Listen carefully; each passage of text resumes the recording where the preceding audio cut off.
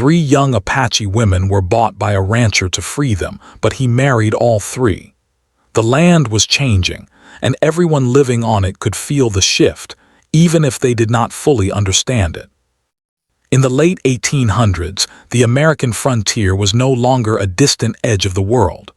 Railroads were cutting through open land, new towns were appearing, and soldiers were enforcing rules that ignored old ways of life. For the Apache people, this change was not progress. It was loss. Their freedom, their land, and their safety were being taken piece by piece. The 3 young Apache women grew up during this painful time. Each of them came from a different family, but their stories followed a similar path. As children, they learned how to survive in the desert, how to respect the land, and how to honor their elders. Their lives were shaped by community, shared work, and deep traditions. They were taught that strength did not always mean fighting. Sometimes, strength meant enduring. As conflict spread across the region, many Apache families were forced to move. Some were pushed onto reservations far from their ancestral land. Others were separated during raids, military actions, or forced relocations. The chaos of the time did not spare the young or the innocent. The 3 women were taken from their families in different ways, but each loss felt the same, sudden, confusing, and final. One of them was taken when her village was broken apart at dawn. Soldiers arrived before the sun rose, their presence sharp and unforgiving. People ran in every direction, calling out names, trying to protect children and elders. In the confusion, she was pulled away and never saw her parents again. Another woman was separated during a long march to a distant settlement. Hunger and illness weakened the group, and when she fell behind, she was taken by strangers who saw her not as a person, but as something to be traded. The 3rd woman lost her family slowly, one death at a time, until she was left alone and vulnerable, easy prey for those who took advantage of the powerless. Eventually, their paths crossed in a place that offered no comfort. They were held among others like them, people who had lost homes, names, and protection. Though they came from different clans, the shared pain created a bond between them. They spoke softly to one another in their language, finding strength in familiar words. At night, when fear grew louder, they stayed close, reminding each other that they were still human, still alive. The system that trapped them was cruel but common for the time. People were treated as property, especially those without legal protection or social power. Deals were made in quiet places, money exchanged hands, and lives were decided without consent. The women understood very little about where they were being sent or who would claim them next. All they knew was that every transfer meant more uncertainty. Despite everything, they did not give up on themselves. They watched, they listened, and they learned how to survive without drawing attention. They helped one another when food was scarce, shared memories of home, and whispered prayers to the spirits they hoped still listened. Each woman carried grief, but also resilience passed down through generations. Their situation might have continued the same way if not for the arrival of a man who did not fit the pattern they had come to expect. He was a rancher from nearby land, someone known in the area for keeping to himself. He was not wealthy, but he was stable. He worked hard, respected his workers, and had a reputation for fairness. When he heard about the women, the story unsettled him in a way he could not ignore. At first, he tried to tell himself it was not his problem. Many things on the frontier were unfair, and one man could not fix them all. But the idea of 3 young women being passed around like objects stayed in his mind. He had seen enough hardship to know that ignoring cruelty only allowed it to grow. After days of thought, he made a decision that would change all of their lives. When he arrived to see them, the women watched him carefully. They had learned not to trust easily. He did not look at them with greed or ownership. His eyes held concern, maybe even discomfort, as if the situation bothered him deeply. He asked questions, not just about their labor, but about their well-being. This alone made him different from the others. The women did not know what he planned, only that another decision was being made about their future. Fear returned, but it was mixed with curiosity. Something about his calm manner suggested that he was not there to harm them. Still, hope was dangerous. Hope had been crushed too many times before. As arrangements were made, the women were told they would be leaving together. This was rare. Usually, people were separated without warning. The fact that they would stay as a group gave them a small sense of comfort. Wherever they were going, at least they would not be alone. The journey to the ranch was quiet. The land stretched wide, open and harsh, but also familiar. The women recognized the shape of the hills, the color of the sky, the scent of dry earth. It reminded them of a life that once felt normal. Though they were still unsure of their fate, something felt different this time. When they arrived, the ranch was simple but orderly. There were no guards, no locked doors. The man explained through slow and careful words that they would not be forced to do anything. They would have food, shelter, and time. He did not speak of ownership, he spoke of safety. The women listened, uncertain. Freedom was a word they had heard before, often used falsely.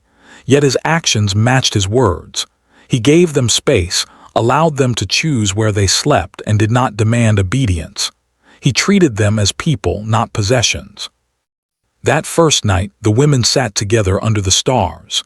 They did not know what the future held, but for the first time in a long while, fear did not completely control them. The land was quiet, and the air felt lighter. They shared a small meal and spoke about what had happened, what they had lost, and what they hoped might still be possible. Part 1 ends not with certainty, but with a fragile sense of change.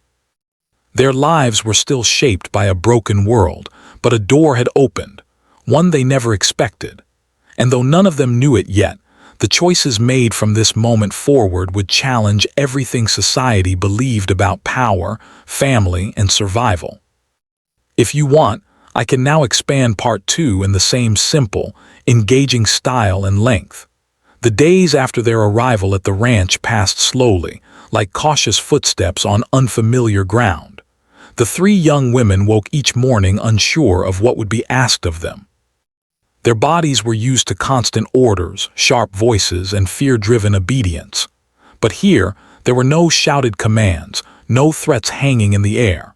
Instead, there was silence, broken only by the sounds of animals, wind, and distant work. The rancher made a clear effort to keep his distance at first.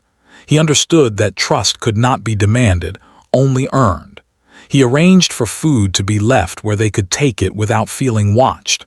Clean water was always available. Simple clothing was provided, not forced. He spoke little, and when he did, his voice was calm and respectful. He never raised it. The women noticed everything.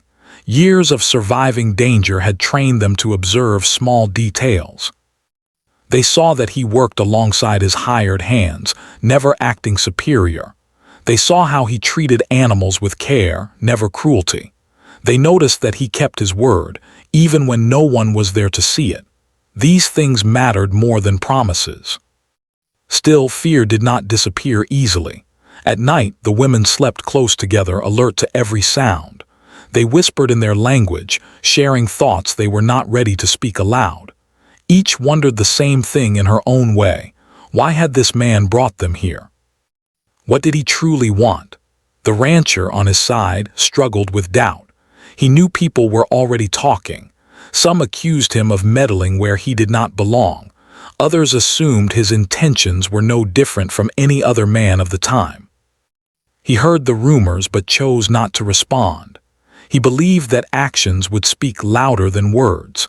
He also understood the danger the women faced beyond his land. The world outside the ranch was unforgiving, especially for those without protection or legal standing. Simply setting them free without support could place them in even greater harm. So he focused on creating stability, steady routines, predictable days, and a sense of safety that did not depend on force. Slowly, the women began to relax. They helped with small tasks when they felt ready, not because they were ordered to, but because they wanted to contribute.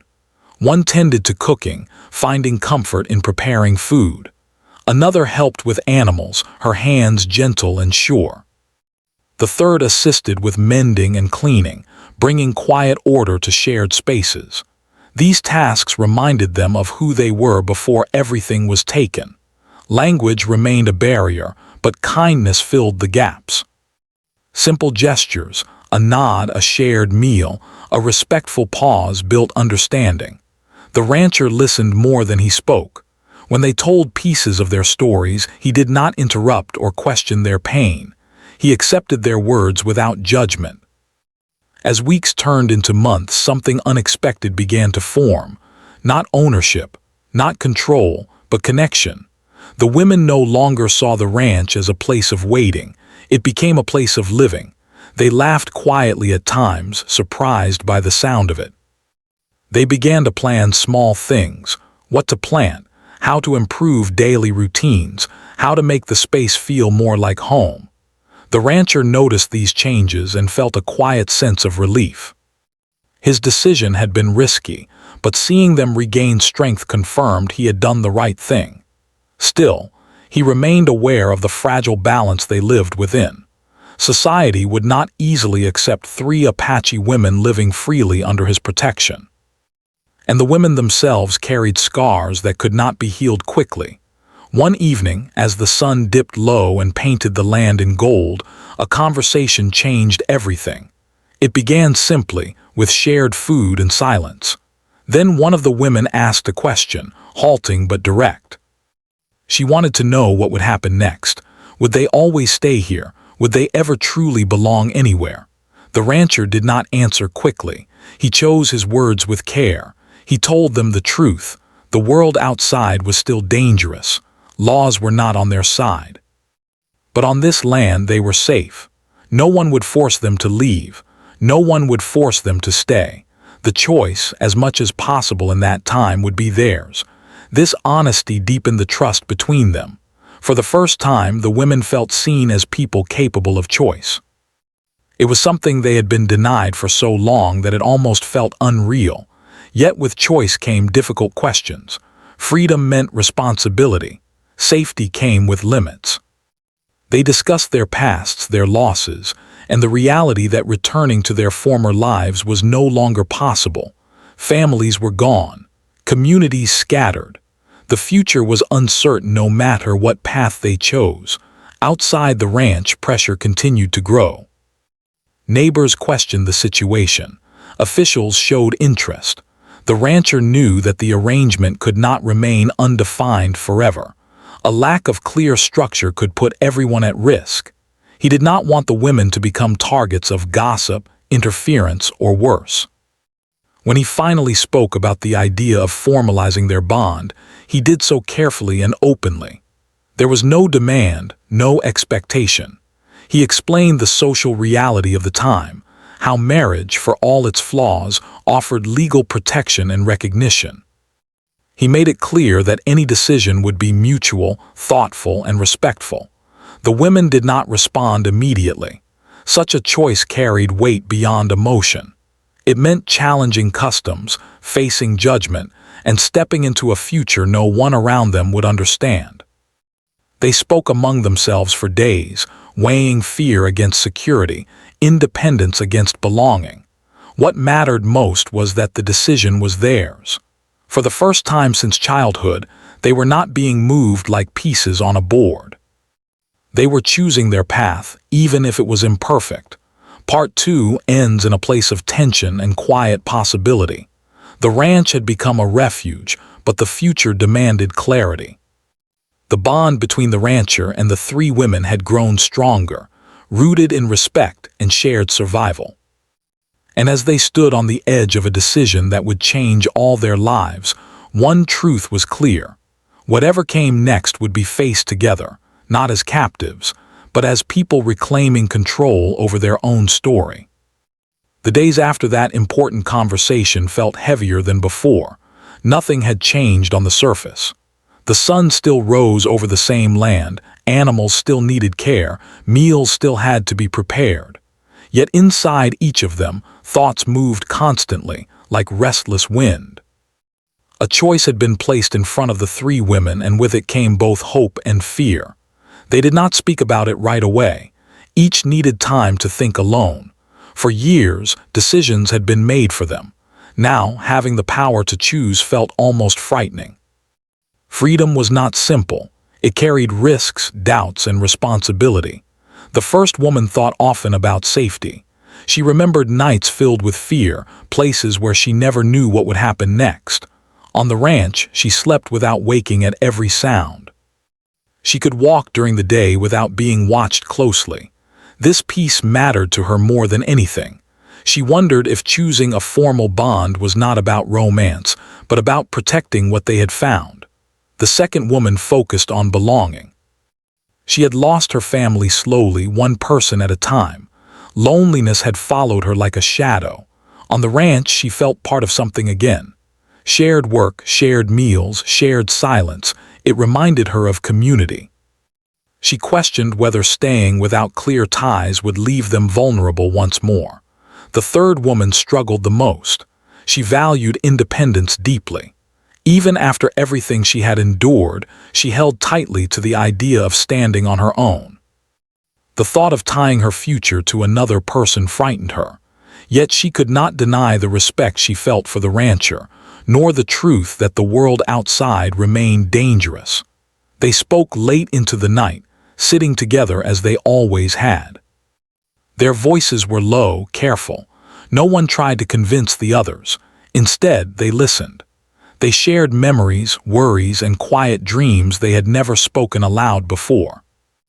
These conversations strengthened their bond, reminding them that whatever they chose, they would face it together. The rancher did not rush them. He sensed the weight of their decision and gave them space. He continued his routine, working long hours, keeping life steady and predictable. His patience spoke louder than words. It showed that he respected them enough to wait. During this time, the women observed him more closely than ever.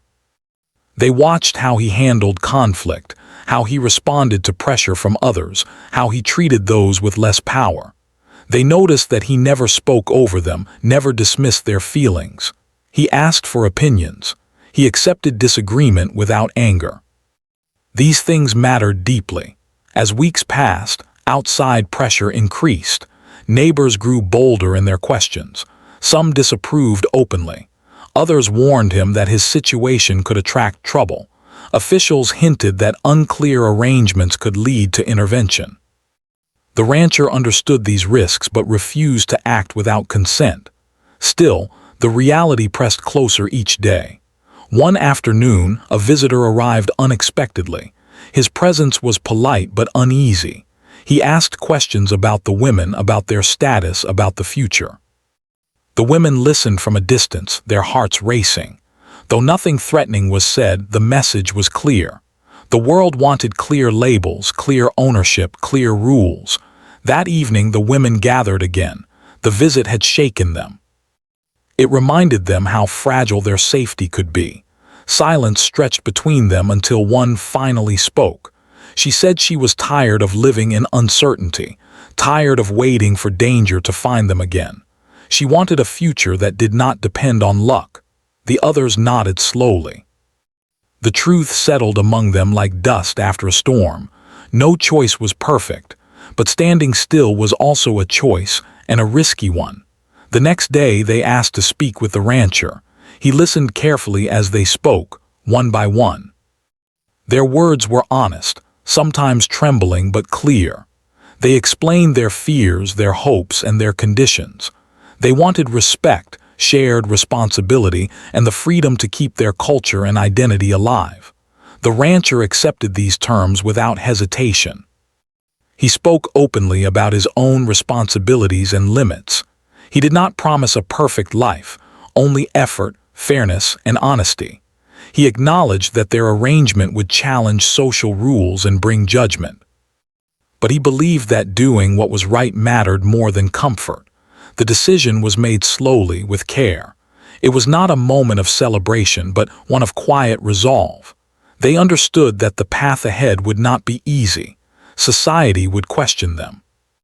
Some would never understand, but the choice belonged to them, and that gave it strength. Life on the ranch changed subtly after that. There was more shared planning, more open conversation. Responsibilities were divided more clearly.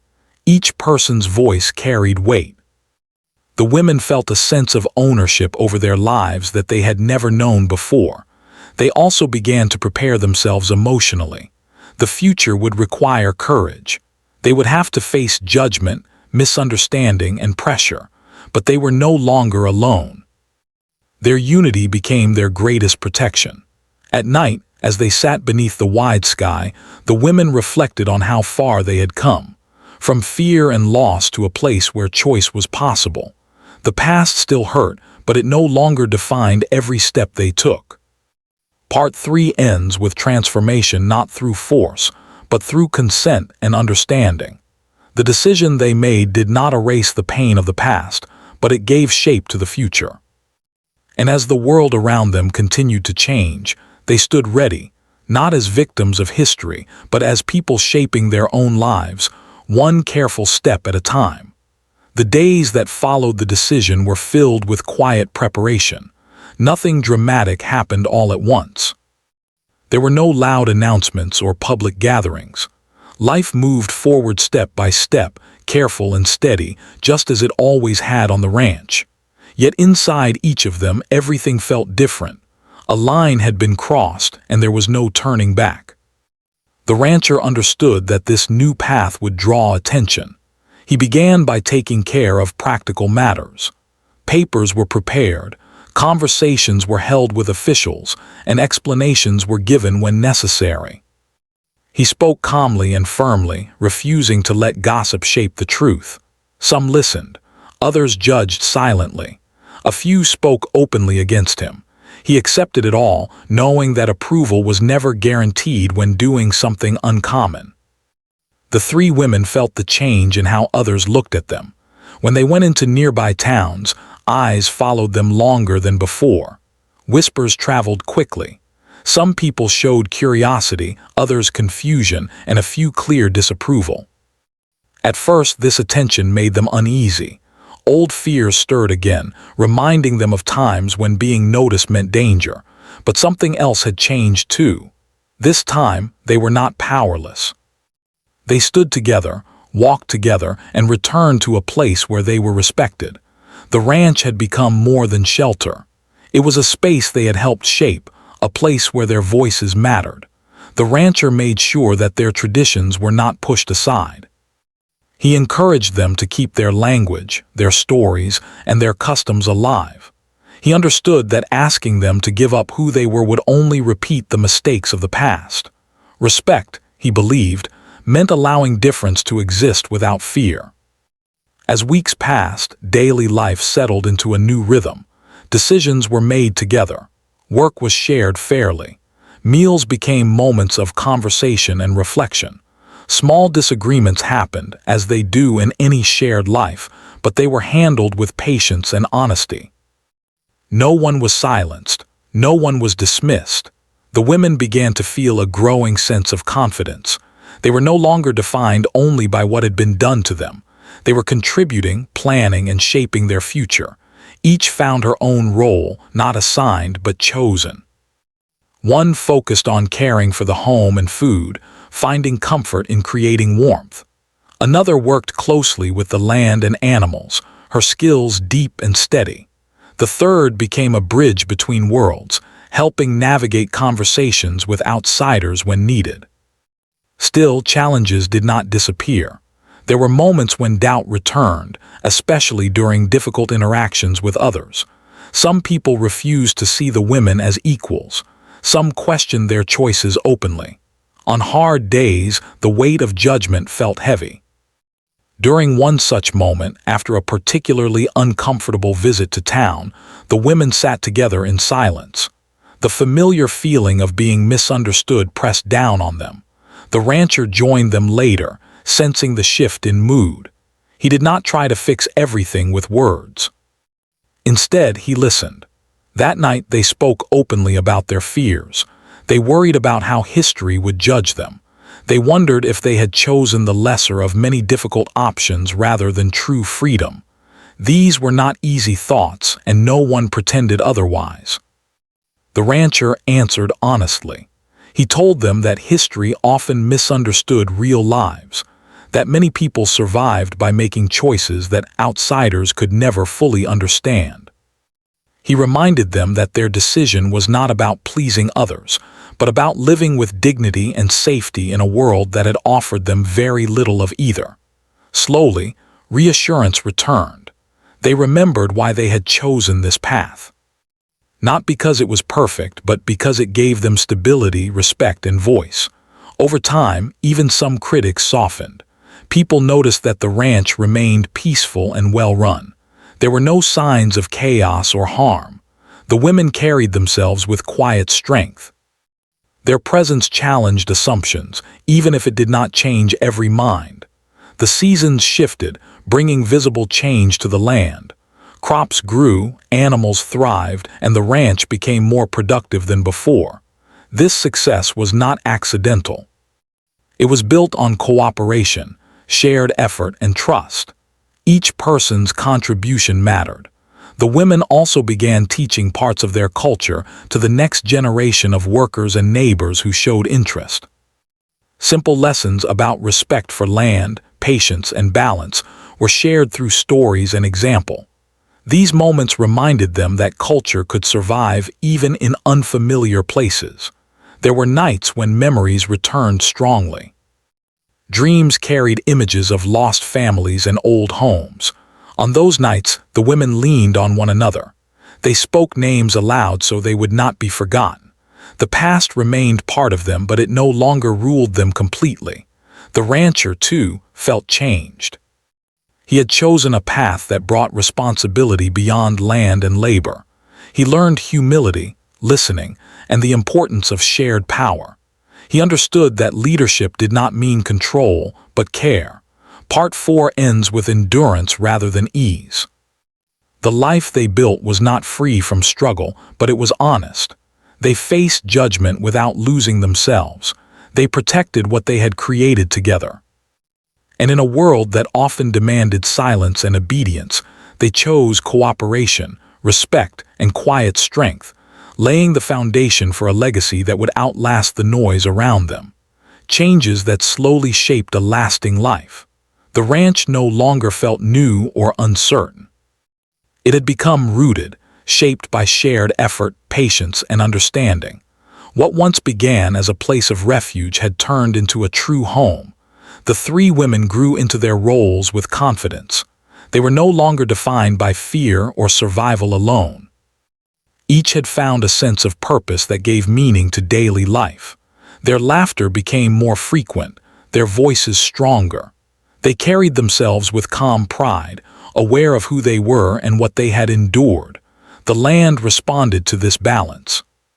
Seasons came and went, bringing rain, drought, growth, and rest. The ranch thrived because it was cared for thoughtfully. Decisions were made together, always considering the long term. This shared responsibility created stability that many neighboring places lacked. The community around them slowly changed as well. While some people never fully accepted their way of life, others grew curious. They saw that the ranch was peaceful, productive, and respectful. They noticed that the women were not hidden or silenced. They were present, involved, and confident. Over time, judgment softened into quiet acceptance for many. The women never forgot where they came from. They kept their stories alive, speaking of their ancestors, their land, and their traditions. These stories were shared in the evenings, under wide skies filled with stars. They taught the next generation the importance of memory, of knowing one's roots even when life takes unexpected paths. Children grew up hearing both worlds spoken into their lives. They learned respect for the land, for hard work, and for people of different backgrounds. They were taught that strength did not come from control, but from cooperation. That lesson became one of the ranch's greatest legacies. The rancher aged as well, his hair graying, his movements slower. Yet his spirit remained steady. He often reflected on the choice he had made years ago, understanding now how deeply it had shaped him. He had learned that doing what is right does not always bring praise, but it brings peace of mind. There were moments of loss along the way. Loved ones passed, hardships returned from time to time, and the world beyond the ranch continued to change. But the foundation they had built together held firm. When trouble came, they faced it as a unit, not as individuals standing alone. As the years went on, the story of the ranch became something people spoke about quietly. Not as a tale of scandal, but as an example of how people survived a harsh era by choosing dignity over fear. History, when written down, often reduced complex lives into simple labels. But the truth lived in the everyday moments, the shared meals, the hard work, the mutual respect. The women understood that their story would never be fully understood by outsiders, and they accepted that. What mattered was not how others judged their past, but how they lived their present. They had taken control of their lives in a time when that was rarely allowed. In old age, they sat together often, watching the land they had helped shape. They spoke less about pain and more about gratitude, not because the past had been easy, but because they had survived it without losing themselves. Their lives became proof that even in unfair systems, people could still choose compassion, consent, and cooperation. Their story was not perfect or simple, but it was real. It was built from difficult choices made with care. Part 5 ends not with an ending, but with continuation. A legacy passed quietly through generations. A reminder that history is made not only by battles and leaders, but by ordinary people choosing humanity in difficult times. And long after their voices faded, the land remembered them, in the calm, steady life they left behind.